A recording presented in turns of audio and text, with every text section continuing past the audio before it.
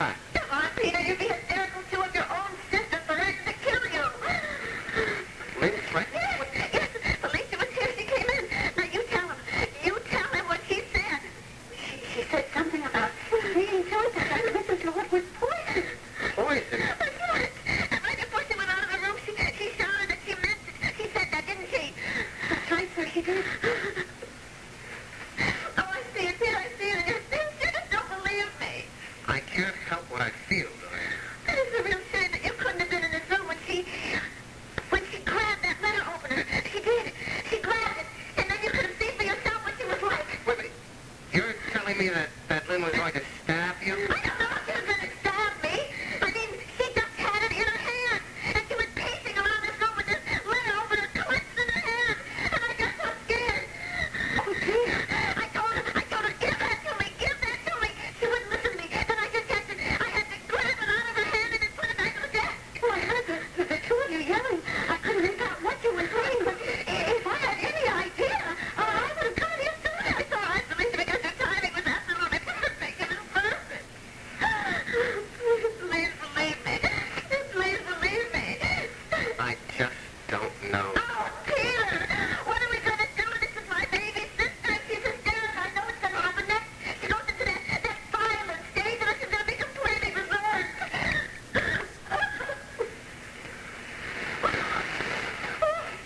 Madam, it's all right. It's all right. Madam, can I fix you some tea? Yes, I think that might be a good idea. It might calm me down a bit.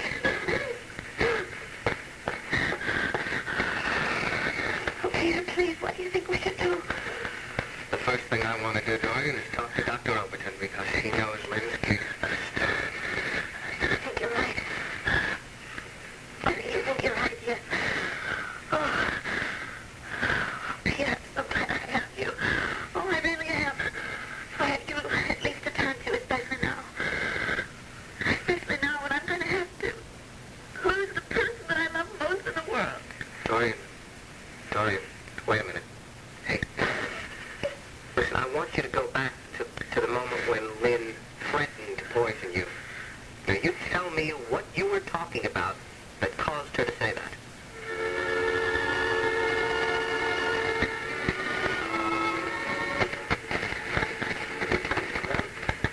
That's my report. Yeah? Yes, as a matter of fact, I've done yesterday, closing up shop, gone home. Okay. Wait till we have a bite to eat. Oh, well, I'd love to, but I have to have dinner with Anne and Jim. Thank you, anyway. Well, I guess I'll have to eat all alone. But that's okay. Don't worry about it. I'm going to be fine. What do you hear from Brad, by the way?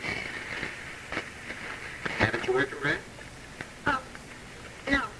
I don't understand it. Nothing? No letters? No phone calls? Nothing? No. Well, maybe he's just too tired from practicing, or maybe he's just too busy or too something to keep in touch. I hope it's not that he hurt himself and he doesn't want me to know. Have you tried to reach him? Yes, I have. I called several times. I'm sure that I'll get in touch with him tonight. I'll probably call him tonight. Well, look, when you talk to him, give him a message for me, will you? Sure. Tell him I paid Dorian $2,500 you. Hi. Oh, well, thank you very much, but why? Why did you do that? Well, mostly because she's trying to use it to fight me in therapy. I mean, I got pushy with her the other day, and so she tried to get even with me by getting nasty about Brad and the money. So I wrote her a check to shut her up. Look, I was going to suggest it anyway, and then Brad suddenly decided that he'd win the money by winning the tennis tournament and left town. Yeah. Well, I'm very grateful. You really shouldn't have done that. Well, I'm just very relieved that we don't have Dorian on our backs anymore. And, well, I promise you that I will pay you back as soon as I can. Correction. Brad will pay me back. Now, you got to make that clear to him. It was a loan, not a gift. You know, you're a very nice man. I mean, most fathers wouldn't have been so sweet and so considerate, especially with all the problems that you have with Brad. But you're very special. You're a very special father, very special father-in-law. You know what, Jenny? I think that maybe you're right. I'm a very special man. Oh, my God. Come on, let's get out of here.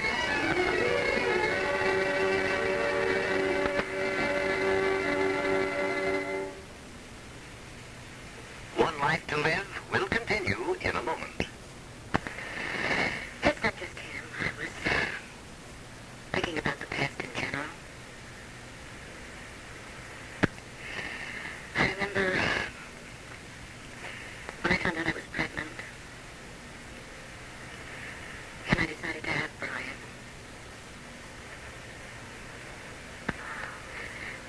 I brought a life into this world only to throw it away. No, Hey, no. It's true, you know. It just occurred to me how many times we make decisions to do things a certain way based on caring. When actually we can be acting stupidly. Because it was in many ways my stupidity that lost us Brian, wasn't it? I don't even want to answer that. You know how I feel on that subject. Come on, why don't you sit down? I was also thinking about Samantha, too. Remember before when I said that she was so young and fresh and optimistic? I really wonder what's going to happen to her. I mean, is she going to lead one of those charmed lives with very little heartache, a few obstacles? Is she going to be devastated by the relationships and events in her life? There's no way of knowing. So much depends on chance.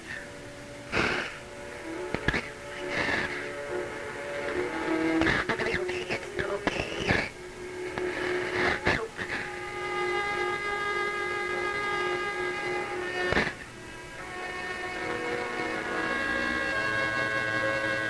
You know, sometimes I really feel sorry for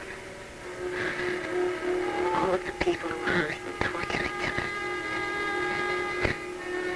because of something that they call love. Hey, babe, give me a beer, will you? No. You get off your lazy butt and get your own. It'll be the first thing you've done all day. Oh, come on, Red. What's wrong? Hasn't your mood improved yet? There's no reason for it to. We've been here all day and that phone hasn't rung. So we need the bucks. Didn't we go through that $2,500 fast? Not funny, Aldo. You may as well have burned it. Well, look here, honey. I didn't see you count your change when you went shopping, so don't lay it all off on me. Fine. But I'm the one that found Vernon. And now it's your turn to find something. Okay, Red, look, there's no conventions in town, so there's no fresh tricks, and except...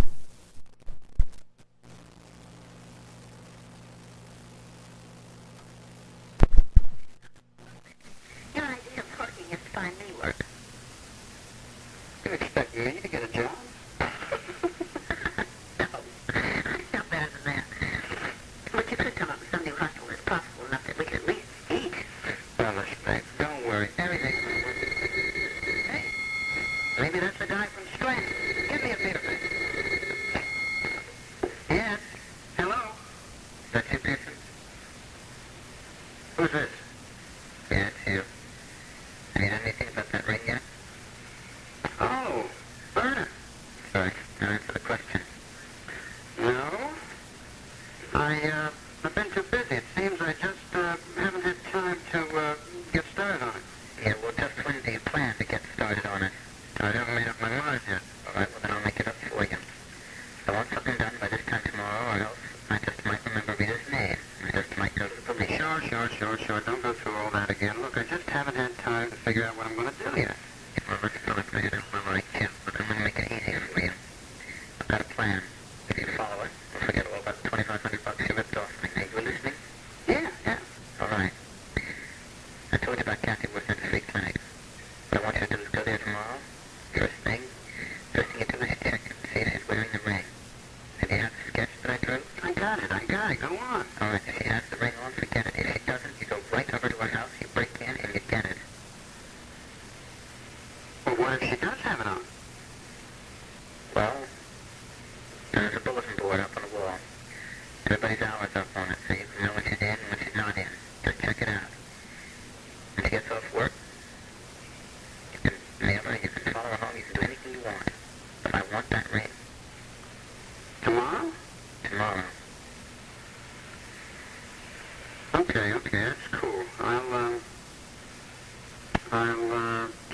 house tonight, and then I'll go over to Free Clinic tomorrow. There's only one thing. What's wrong with me that I have to go to a clinic? Oh, it's a backache. It's hard to diagnose, but I can't tell you why. Okay, smart boy. It's as good as done. It better be. You know someone? If he's so smart, how come we got his money? And I wonder why it's so important, this ring. And from what his description of it was, it wasn't that valuable. And he's lying. He could be lying. Or maybe, hey, Big Red, I think we got our new hustle. Once I get that ring, then maybe we can bleed Brad Vernon and his health club bone time.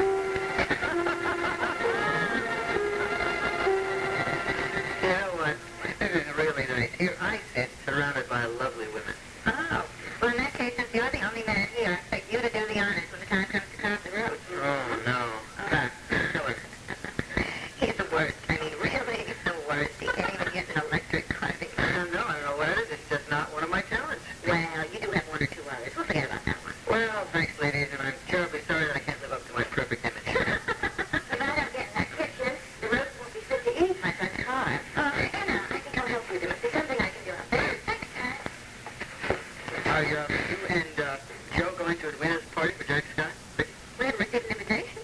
Oh, well, you probably will in the mail tomorrow, because I know she sent them out, and I know you're on the list. Well, that's good, because Joe and I are actually looking forward to meeting this controversial doctor, especially since I've heard how he handles Dorian. Oh, what is going to be interesting is how Dorian handles Edwina when she gets her invitation. Yeah. We need your masculine presence in the kitchen with something I think you can handle. Sure.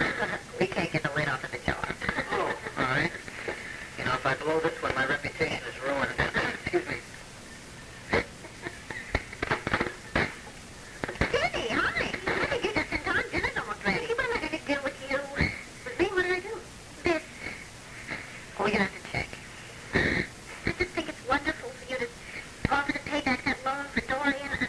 I just don't know what to say. Oh, Kenny, I know how upset you and Brad were about the robbery, and then Dorian continued to demand their money back. I couldn't stand that night at the Joe. So this is our way of keeping Dorian from playing bullshit. Well, I just hope someday that Brad and I can repay the thought. Well, here. What? Well, it seems that Brad's father has taken care of Dorian. Oh. I'm really grateful. Thank you. Really, thank you very much. Oh, Jenny, my...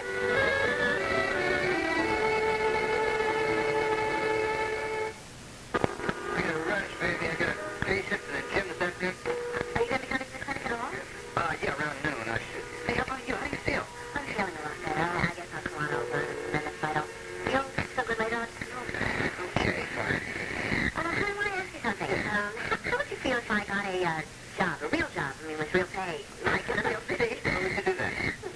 And the money. Well, we don't need the money. I know, I don't feel about it the way I did before, but I just thought, oh, never mind, you're in a hurry, go on. Go on, I'll talk to you about it another time. Okay. Okay. Hey, wait, hold on. You'd be good. Hey.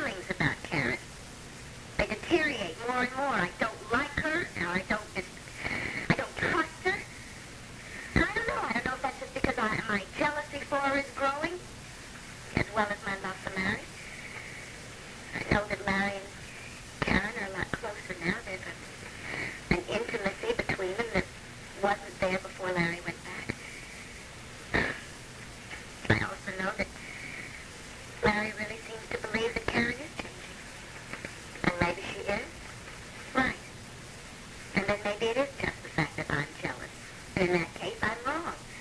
My perceptions are still distorted, and that's why I feel it's very important for me to talk to Will tonight. I'm glad to tell you not to come over here. And how many times do you have to try to shut the door closed in my face before you realize I'm stronger than you are, Karen? Geez, you know, it's getting boring. You know, if you force me into suicide, all of this is going to be for nothing. Honey, there are three kinds of people in this world. The winners, the losers, and the vast majority who simply survive. They win some, they lose some.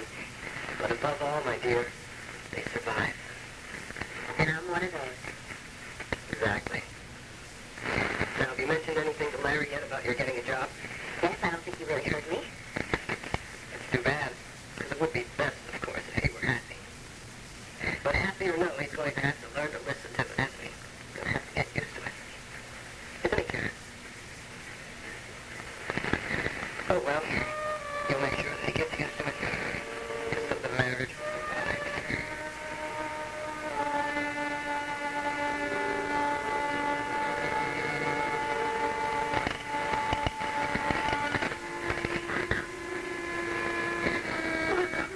Don't give me any of this Marco, please, Jazz. We have business to attend to, and business is at 3 o'clock sharp. I don't want to hear that you have to go to the free clinic.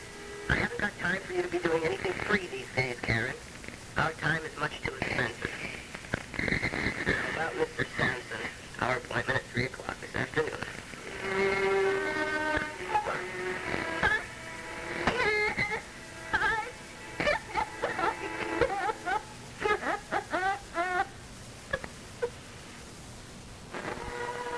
Next on General Hospital, I have proof that Katherine was consistently unfaithful. The man my wife has been unfaithful with is Mark Dandy. Lamont tries to lure Lee away from Mark. I would like you to represent my interest in the case. And Jeff tries to persuade Heather to talk to Peter. You won't do it for yourself. You do it for me. General Hospital. Today, after One Life to Live.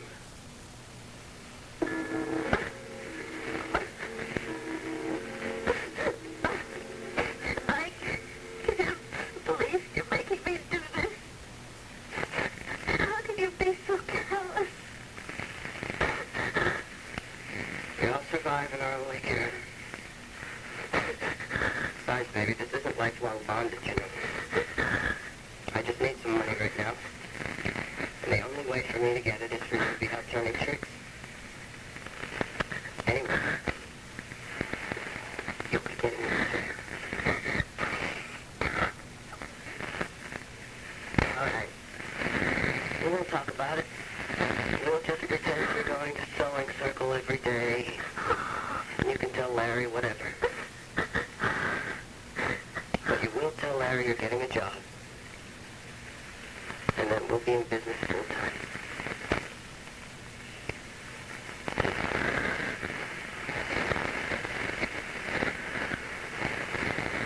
Wait a minute.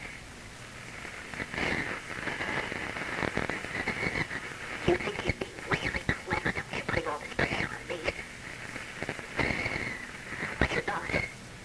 Because if I blow my marriage because of your unreasonable demands, then you're not going to have anything over me. Nothing. No birthday of nothing. Because I won't give it to him who knows what. No, I can't. In 3 seconds, persuade Larry that it's a good idea that I get a job, and I can't just leave the free clinic at 3 o'clock this afternoon without a good reason. Now, do you want to start being reasonable? Or do you want to just call up Larry right now and end the whole thing with your story? All right, Karen, you've got a point. And it's a good one. I wouldn't force the issue if I were you. 'Cause I may just get fed up and decide to blow it for the both of us. All right, we'll cancel tonight with Mr. Jansen. I'll see if we can put it off until tomorrow.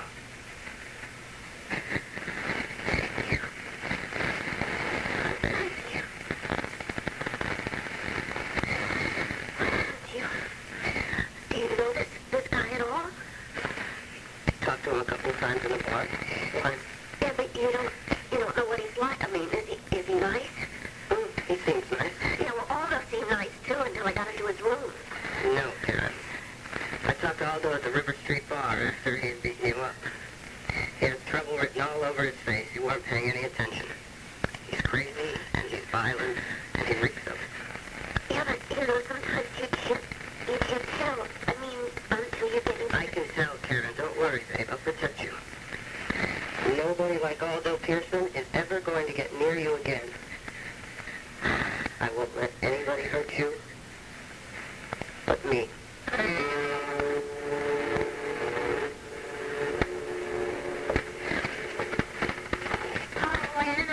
Wouldn't you know the day that I'm dying to get some mail? The mailman is late. Well, I'll tell you what. If he doesn't come by the time you have to leave for the hospital, I'll check and I'll call you if there's something from back. Got to be sure. I mean, I broke in twice. Jenny, didn't you call when you went home last night? Yes, I did. I called. I called when I got home and he wasn't in, and then I called around 12 o'clock and he wasn't in then either.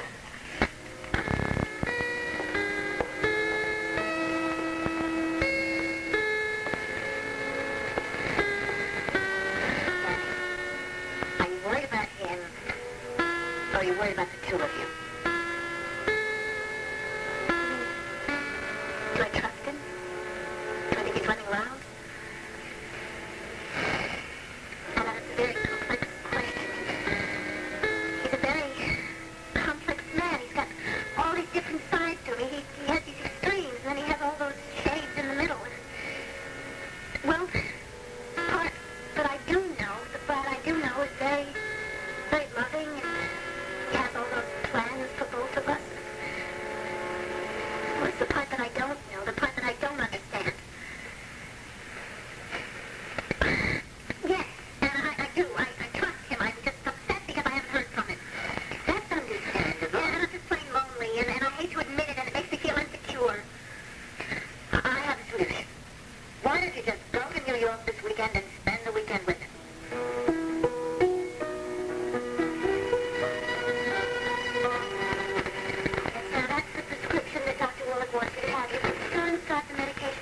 Good, thanks.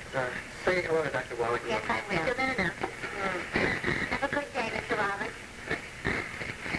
You've been bumper to bumper all morning. Do you want to take off that lunch and I'll take care of things here? Oh, no, thank you. I had an enormous breakfast this morning. I was starving for some reason. You want to go?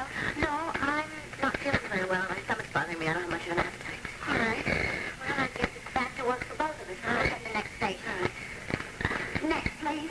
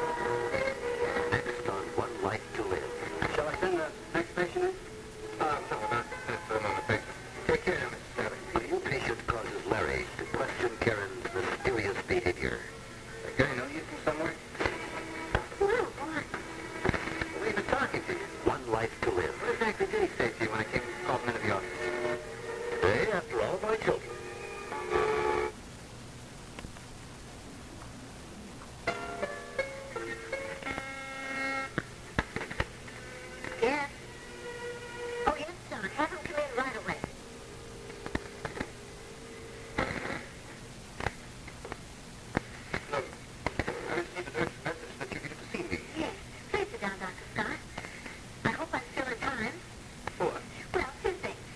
First of all, are you free for lunch?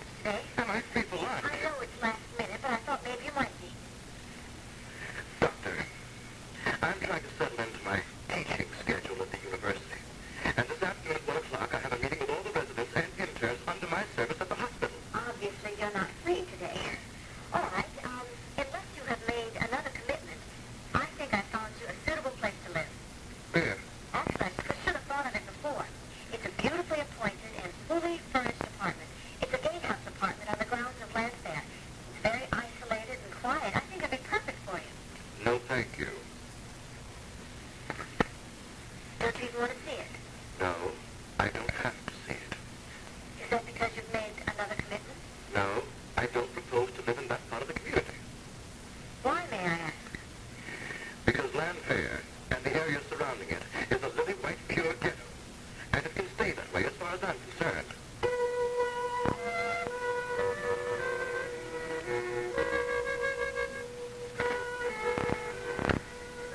Mrs. Hopkins said that you were here. Yeah. Thank you for saying. Could we sit down and talk? Did Dorian send you? Dorian is very concerned about you. Oh, no. Hey, wait a minute, look. I came here because I wanted to be here. I am here because I care about you. But you don't deny that Dorian... I do deny it. Dorian Lord does not have the power to send me anywhere I don't want to go, or make me do anything I don't want to do. Please, would you sit down and listen to what I have to say?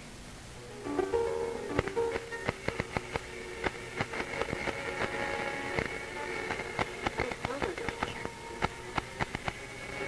Pain is in your lower back. That's right. I was loading some stuff off my truck and also knotted up on me, you know?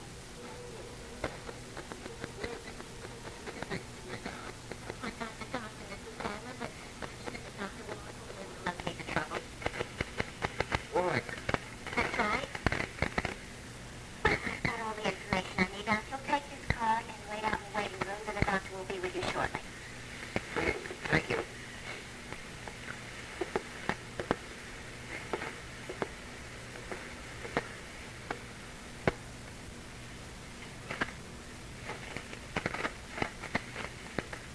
There's nothing wrong with him. Why did he come in here? Come on, go a second. Why does everything I've ever done catch up with me like this?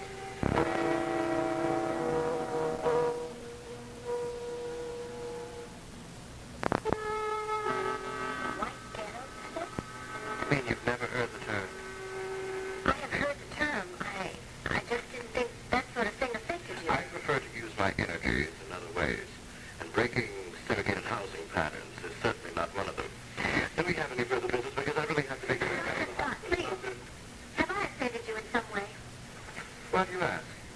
Well, because, first of all, you didn't include me in your press conference, and then when I offered to have a social dinner for you to welcome you to the community, you said no. And just now, you came in here with a chip on your shoulder. I knew you were going to say no to anything that I said. Please, let me finish. I assure you, I just want your stay and allow you to be pleasant and comfortable and as trouble-free as possible.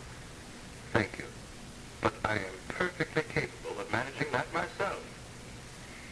You're really a very unusual man. It's just that by now I know my needs and wants better than anybody else possibly could.